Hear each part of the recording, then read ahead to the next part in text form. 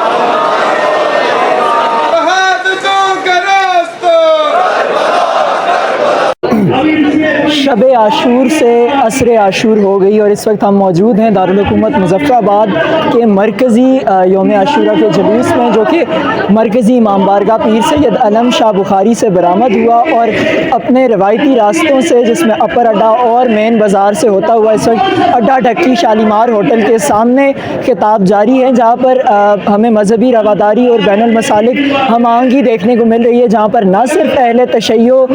علماء خطاب کر رہے ہیں بلکہ اہل سنت کی جانب سے بھی علماء خطاب کر رہے ہیں۔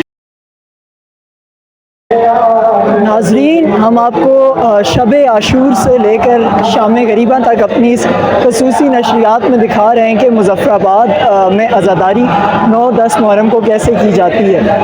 اس وقت ہم لوگ دارالحکومت مظفر آباد کے مرکزی جلوس میں موجود ہیں، جو کہ صبح جلوس شبیہ ذوالجناح مرکزی امام بارگاہ پیر سید علم شاہ بخاری سے برآمد ہوا تھا اور یہ اب اپنے مقررہ راستوں سے ہوتا ہوا پہلے اپر اڈا پہنچا، جہاں پر نماز ظہر کے ساتھ زنجیر زنی کی گئی اور زنجیر زنی کے بعد یہ جلوس دوبارہ گامزن ہوا، اپنے مقررہ راستوں سے ہوتا ہوا اڈا ڈھکی کے مقام پر پہنچا، جہاں علماء کرام نے خطاب کیا اور اس کے بعد زنجیر زنی ہوئی اور زنجیر زنی کے بعد یہ جلوس اس وقت مارکیٹ سے ہوتا ہوا مرکزی امام بارگاہ پیر سید علم شاہ بخاری کی جانب گامزن ہے، جو کہ اس کی آخری منزل ہے۔ اور یہ اس وقت ہم مسرت شاہین اسکول کے سامنے موجود ہیں اور यहाँ से जुलूस होता हुआ قبل از نماز مغرب مرکزی امام بارگاہ پیر سید علم شاہ بخاری اختتام پذیر ہوگا، اور راستے میں جلوس اضاء میں لنگر تقسیم کیا گیا اور جگہ جگہ مومنین کے لیے سبیل کا بھی انعقاد کیا گیا۔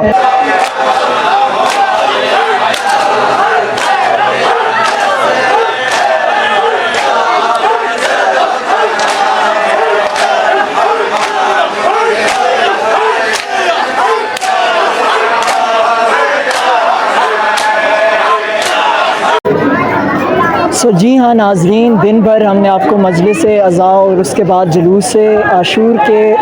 مناظر دکھائے، اور اس وقت ہم مرکزی امام بارگاہ پیر سید علم شاہ بخاری میں موجود ہیں، جہاں پر قبل از نماز مغرب اس وقت مرکزی جلوس پہنچنا شروع ہو چکا ہے، اور اسی جلوس کے پہنچنے کے بعد یہاں پر نماز مغربین ادا کی جائے گی، اور اس کے بعد مجلس شام غریباں برپا کی جائے گی، اور یہ روز عاشور اپنے اختتام کو پہنچے گا۔ کچھ دیر بعد تم گھروں میں جا کے آرام کرو گے۔ علی کی بیٹیاں ویران جنگلوں میں بیٹھی ہیں، سامنے کہیں اکبر کا لاشا،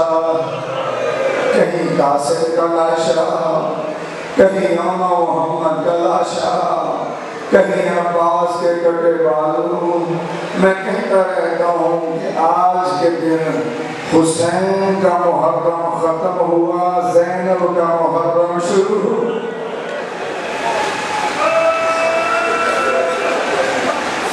ان کٹے ہوئے سروں کا واسطہ پروردگار، ان زخمی رخساروں کا واسطہ پروردگار، ان زخمی سروں کا واسطہ پروردگار، ان جلتے خیموں کا واسطہ پروردگار، ان سہمے ہوئے بچوں کا واسطہ